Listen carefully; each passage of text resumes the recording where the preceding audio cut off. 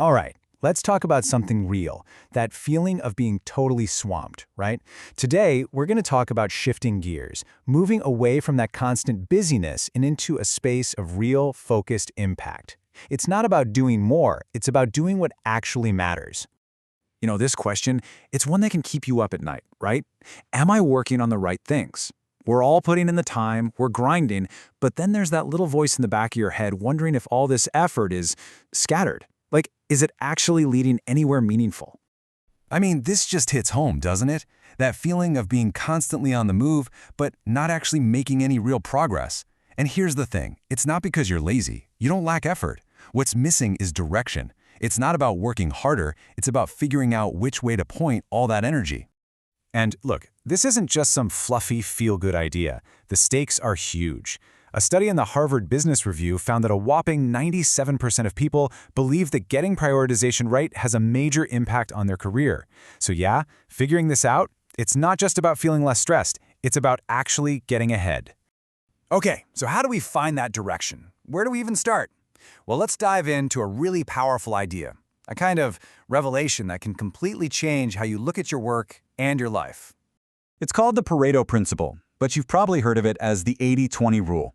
And the core idea is pretty simple. Most things in life aren't a 50-50 split. Instead, a tiny little portion of what you do, what they call the vital few, is responsible for the lion's share of your results.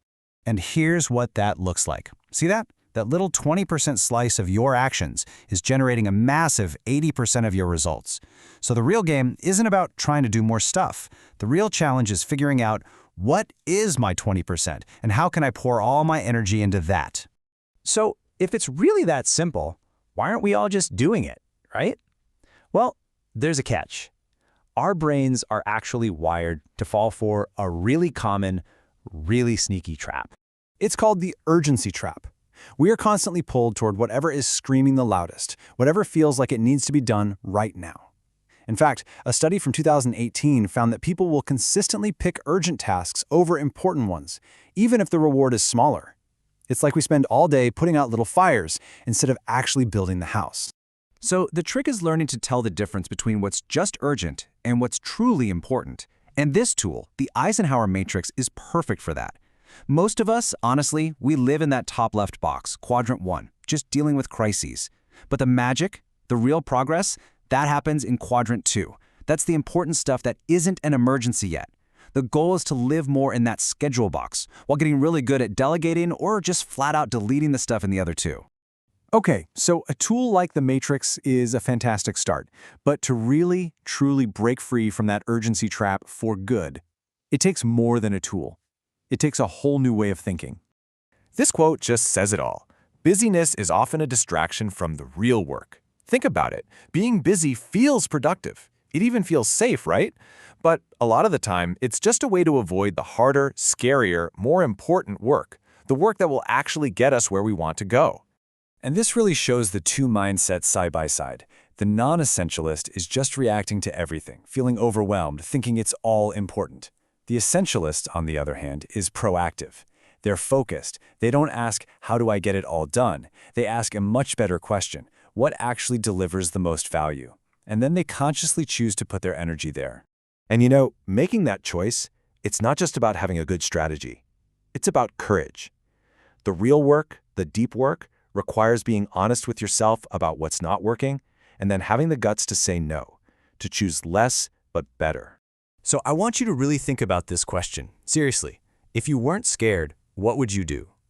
This one question has a way of just slicing through all the excuses and the what-ifs. And a lot of times what you find isn't that you don't know what to do, it's that you're afraid to do it. All right, enough theory. Let's get really practical. How can you take all of this and actually put it into practice like this week?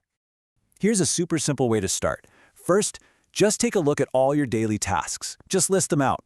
Then be really honest. Which of these things are giving you the biggest bang for your buck? Which ones are actually moving the needle?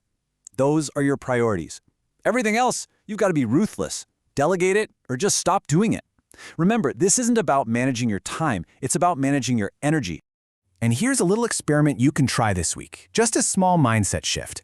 Instead of defaulting to, what should I do next, try asking, what truly matters right now? And instead of that overwhelming feeling of, I have to do everything, switch to, what deserves my energy? See the difference? That's how you start swapping out all that noise for focused, intentional action. Because really, this is what it all boils down to. The goal isn't to become a productivity machine who can do more stuff. You don't need to do more. You just need to do what's aligned with who you are and where you want to go. So I'm going to leave you with one final thought to chew on. If you stepped back and coached yourself, with the same smart advice and wisdom you give to other people, what would make the cut? What would be in your 20%?